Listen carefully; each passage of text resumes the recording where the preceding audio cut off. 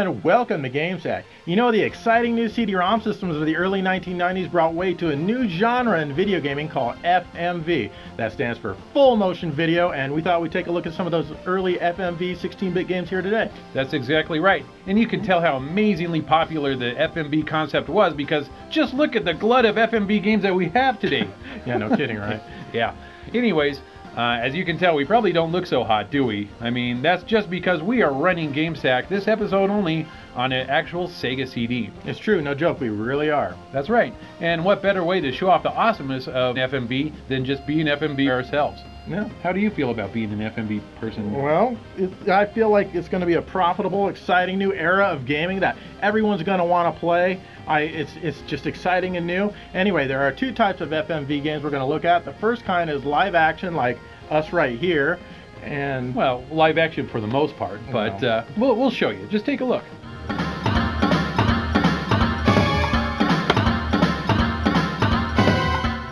Sherlock Holmes Consulting Detective was my first experience with an FMV game. It was a pretty big deal when it was originally released for the TurboGrafx-16 CD-ROM. No kidding, right? Full motion video was like something out of a dream after the 8-bit era and even early into the 16-bit era. It reportedly cost nearly $1 million to make this game. Wow, this hobby is starting to be taken seriously, I thought. Anyway, the game is mainly a point-and-click adventure that plays video scenes every now and then. As you've probably guessed, you're trying to find clues to discover the suspects and motives of a murder. When you think you have enough evidence, you go to court. When you solve the case, the score is tallied up and compared to how well Holmes himself would have done. Perhaps we are in the wrong business altogether. If we had been top-notch, we should have cracked this case in 26 points.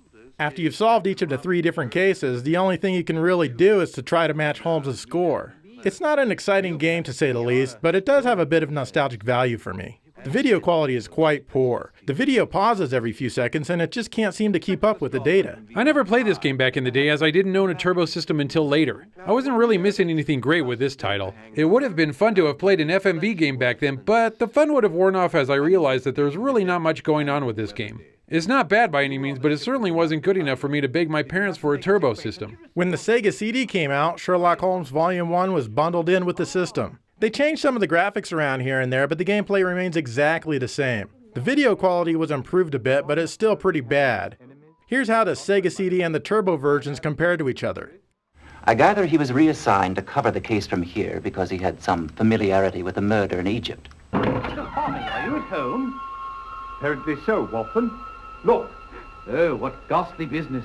Everyone will assume the mummy has struck again. Volume 2 was released a year later and it gives you 3 new cases and Holmes even has a different hairdo. Again, the gameplay remains exactly the same, though the presentation is a bit snappier and they used better lighting when they shot the video. It also appeared on the Sega CD. They did make a Volume 3, but it never came home to consoles. Won't need your meddling on this one, Holmes. We've got it all under control. How's that, Inspector? It was an inside job. All evidence indicates that the thief had a key. Night Trap was a very controversial launch game for the Sega CD. This game was originally made for a videotape-based system called the Nemo by Hasbro, which was never released. So they took the old footage and converted it into a Sega CD game. They even shot exciting new footage with a Genesis controller. Anyway, you go around the house room to room looking for augurs, who are people dressed up wearing black pantyhose over their faces. Your goal is to capture as many of these guys as you can, and there are a lot of them. So don't even think messing up. Every time you hear that popping sound effect, that means you missed an opportunity to capture an augur. What? Was that what that sound was? I just figured that someone in the house was making popcorn. Yeah. If you try to pay attention to the story, you'll lose, as these things are everywhere all the time. Miss trapping too many and it's game over for you. Until you figure out how to do your job, you're dismissed. Breaking contact. And if that wasn't enough, you've got to be in the right place at the right time to hear what color the access code changes to. It's completely random each time. Playing this game is more of a chore than anything. Oh, you've got that right. Oh, the things we do for our subscribers. Yeah, but I do like its campiness. It stars Dana Plato, and you may remember her from Different Strokes. She's since died, as you all know. This game was also re-released with all of the original footage for several different systems. Here's a Sega CD and 32X version side by side. Can you tell any difference?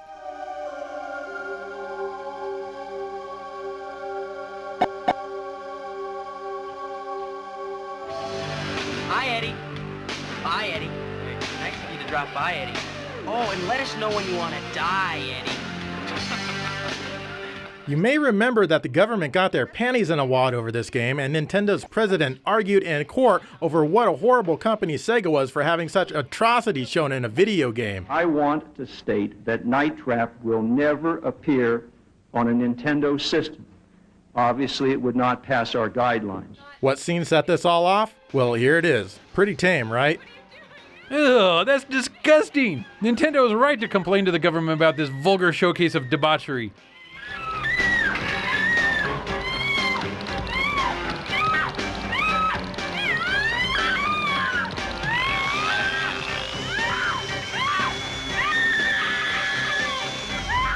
Sewer Shark was also a launch game, and like Night Trap, it was also originally made for the Hasbro Nemo system. This is one of those fun FMV games where you get yelled at the whole time you're playing. Welcome to the sewers, punk.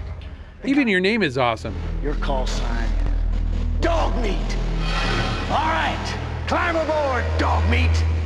As fun as it sounds, you are flying through the sewers shooting rats and bats and all sorts of interesting enemies. Some jerk is constantly telling you that you need to go in the directions of 12, 3, 6, and 9er. You must hit the B button and punch in the corresponding direction. Like up is 12, right is 3, down is 6, and left is 9er. You try your best to input these commands and you will ultimately fail and just end up getting yelled at. Eventually you'll just run into the tunnel door that won't open. Thank God! I never understood games where it's supposed to be enjoyable being degraded by really bad actors. Well, get used to it because FMV games love to do that. I never cared for this game at all either. The grainy graphics make it really tough to see where you're supposed to go, and the music is just disgusting. Hey, relax. Pretend it's a game. Maybe it'll even be fun. Shoot the tubes, Dog Meat! Double Switch was kind of a follow-up to Night Trap in that it involves going room to room trapping people.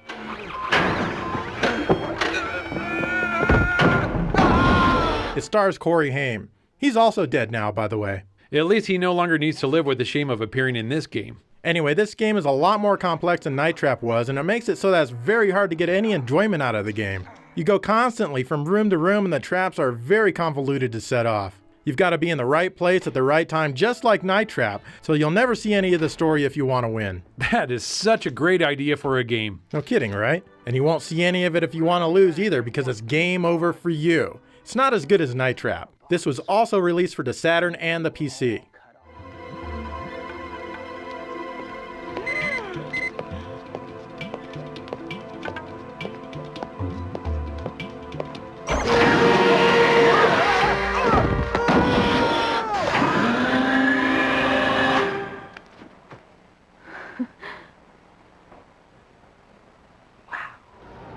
Tomcat Alley was one of the first FMV games to boast having full-screen video. In this game, you're trying to shoot down enemy jets and save the entire Western Hemisphere, but that's easier said than done. You need to lock onto the enemy targets, but the motion of the targets is so choppy and fast-moving that it can occasionally be pretty difficult. If an enemy locks onto you, you don't have a lot of time to go into the menu and deploy your countermeasures, resulting in your demise. You also get to do other exciting things like choosing your waypoint and answering the radio. Go ahead, Ratchet. Lots of video footage of the F-14s, which was the highlight of this game for me. It's still a good-looking jet to this day. The video is really ugly in this one, but it was kind of impressive at the time that it was running in full screen. Just like the majority of the FMV games out there, you get to be yelled at and degraded. There's something wrong with a kid. Great fun. Yeah, right, Fly Boy. In your dreams. Not long after this game, a game called Midnight Raiders came out, and it was basically the same thing, just with helicopters instead. Believe it or not, this game is somewhat more playable than Tomcat Alley. But whoever shot the video for this one was probably the same guy who shot those Bourne Identity movies. It really makes targeting tough.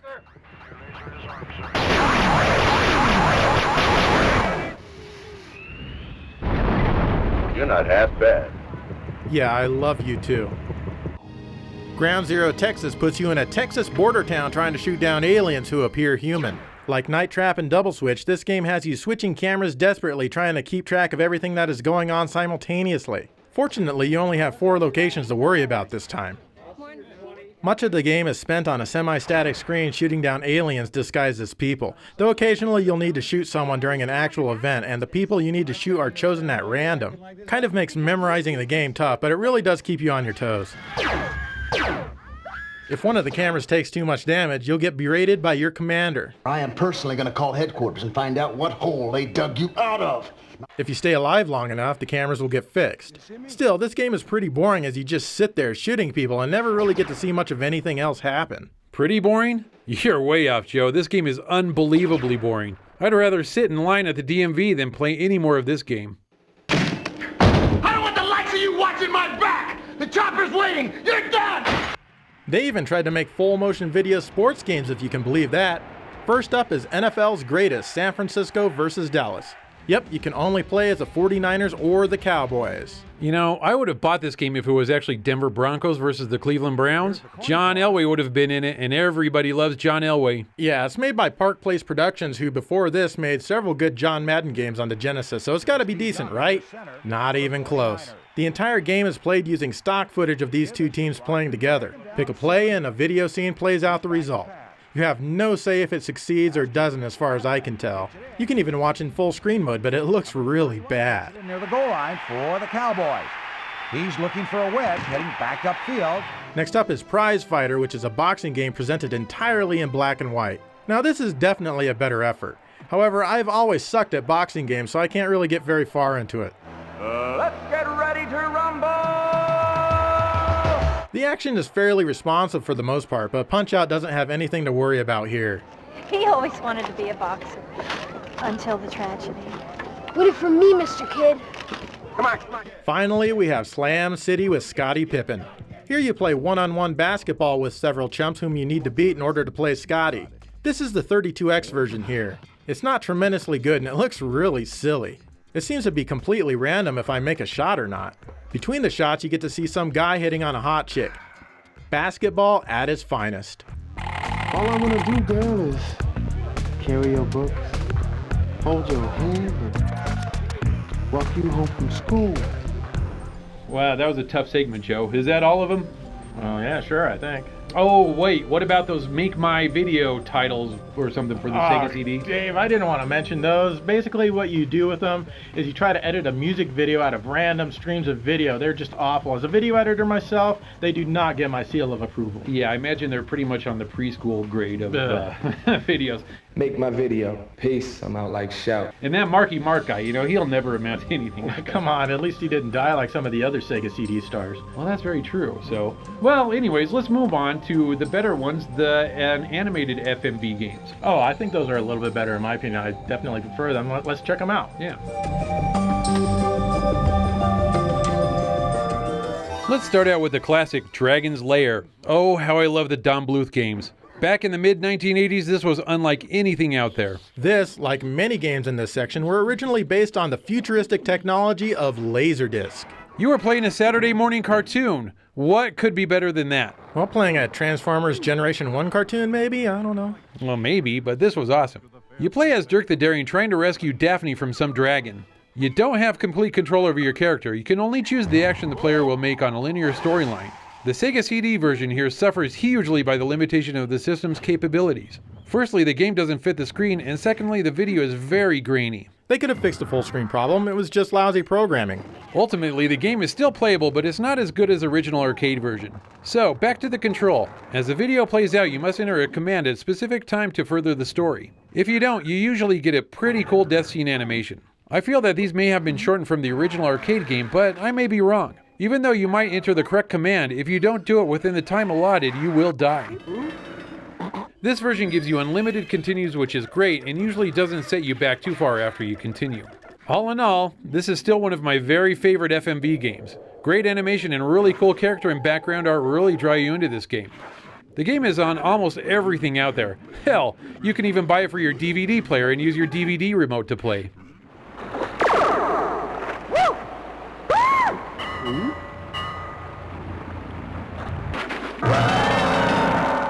Space Ace is another Don Bluth game. This one isn't nearly as fun as Dragon's Lair, even though it offers much, much more. I agree, there's just something about it that makes it less appealing. I can't really tell you what it is. I know, and I'll tell you in a second. You know, the storyline of this game is that you are Ace and you must save your girlfriend Kimberly from the evil guy Borf.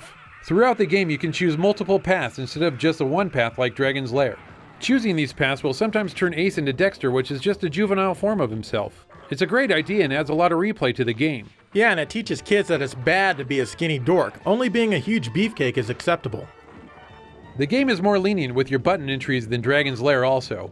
The few problems that I have with this game are just minimal. Firstly, Dexter has a hugely annoying voice, just like Jerry Lewis. I'll save you, Kimmy! And when you are dying multiple times, you have to listen to the same damn voice as you play back through trying to advance the game.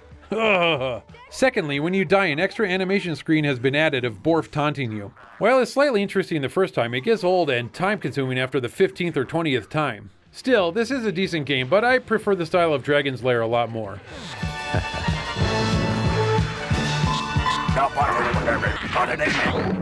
Oh wow, I've been hit.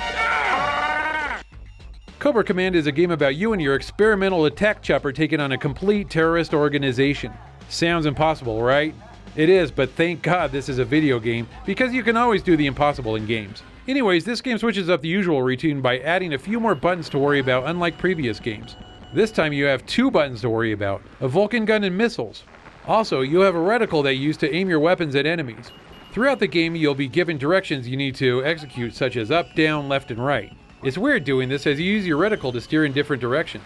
Luckily, the game designers were smart enough to not have you attacking enemies at the same time you're trying to go in different directions. Overall, the game plays really well. Damn right it does. This game is really fun and actually quite an overlooked gem.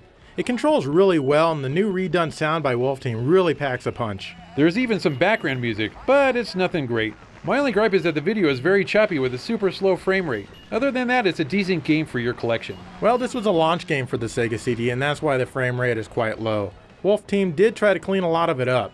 I like this game. It was originally by Data East in the arcades, and Wolf Team did it justice here. This is the most playable, best sounding, and worst looking version of the game. Watch out! Get up! Up! Take a right! Wow, that was close.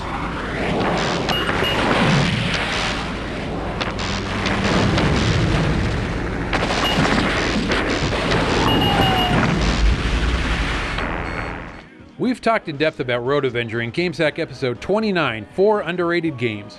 As mentioned in that episode, you are avenging the death of your fiancée from the Scum Gang. I will just reiterate that this is by far the best of the FMV games for the 16-bit era. I completely agree. The crazy scenarios and the cool animations make it the best FMV game of all time in my opinion. Way better than any Taito or Don Bluth Laserdisc-based game. Data East really had it together. Yeah, it's got a really cool story and great video direction, and it's very playable and responsive to controller inputs.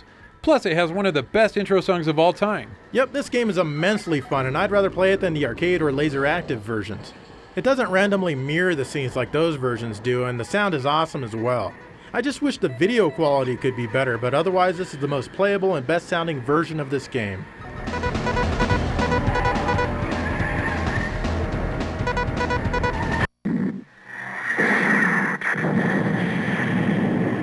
Time Gal is a decent game. As you can see, you are a time gal who is traveling all throughout history and even the future to get back a stolen time machine. Every area you enter is filled with people and animals that aren't remotely fazed by the fact that you just appeared out of thin air. They just know they need to kill you. Well, of course, it makes total sense. Girl appears out of thin air, we must kill her! And everything she encounters is also trying to kill her. I don't understand why anyone would question this logic. So, all this plays out on the screen as you follow on-screen prompts. You must be quick with your reaction as the game demands quick responses. Most of the areas are very short and you will only have to input a handful of responses before you clear the area. Also, you will have a few times where you have a multiple choice response. If you choose the wrong one, you lose a life. But at least she turns into a little doll when she dies. Yeah, you know, it's weird. I think they just wanted to make it look cutesy and not like a real gory scene when like a dinosaur bites you in half or something. You can have up to 4 lives and only 3 continues. You will be playing a lot of areas over and over with those few continues. The game also switches things up a bit by swapping the video, which means all responses will be the opposite of the previous playthrough. I hate it when the screen gets mirrored. I think it's a fairly cheap trick personally. I mean, it's a decent game, but not as great as Road Avenger.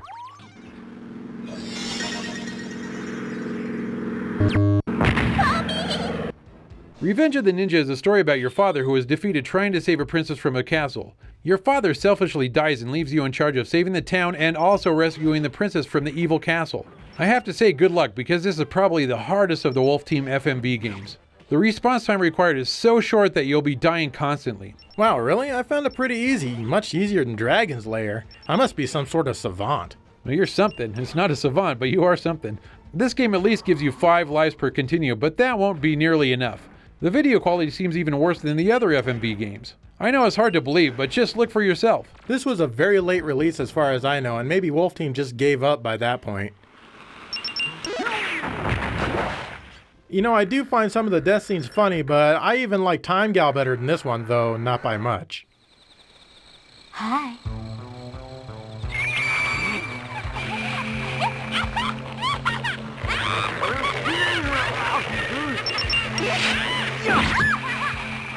You know, Dave, I do feel that those cartoon games are definitely more fun to play than those live-action ones for the most part. Yeah, I totally agree with you there. They're much better, but I still feel that there's really not a lot of substance to them, and I feel I want to play a real video game, though. Well, yeah, anyway, on that note, let's look at some of the other FMV games. A real quick look.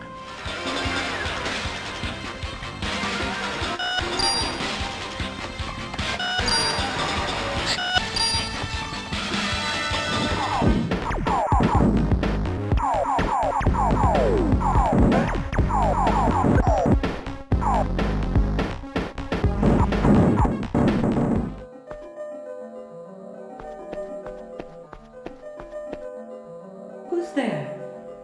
Ah, we have a new guest. Help! Somebody help me! Will somebody please help me? Oh, You're shooting in the dark. Distraction's a good way of getting someone killed.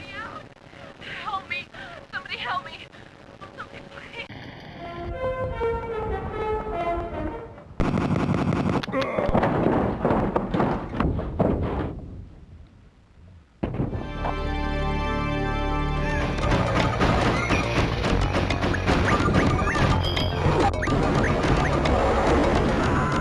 Telegram for you, boss.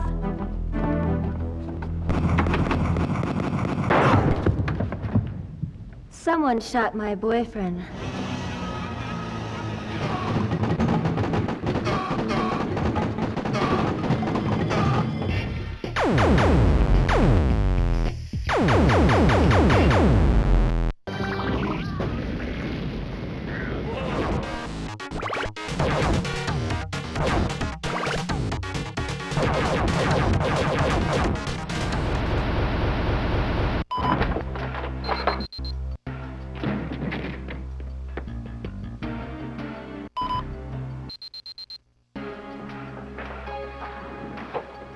Come here. You're killing me.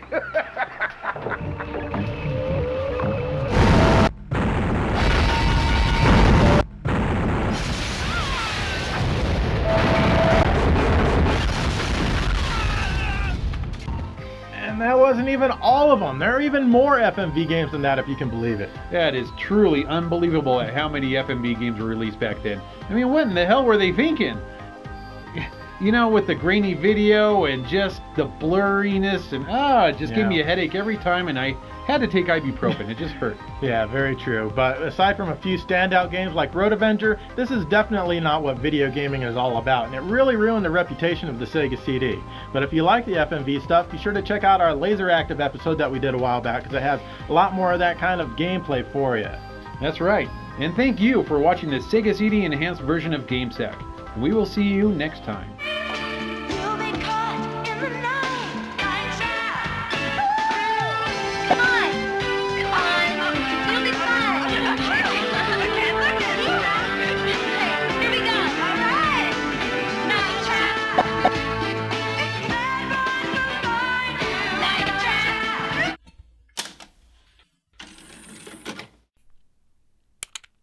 So you're going on vacation, huh? Yeah, somewhere dirty and mean.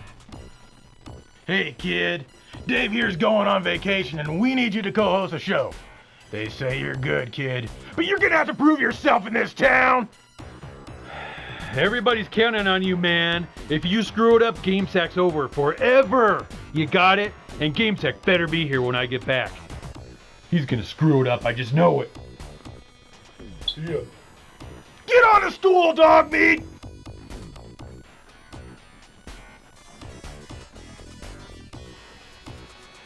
Alright, kid, we're gonna do the show now and I need your help. Don't even think about messing up. Are you ready? Here we go. Hello and welcome to GameSack.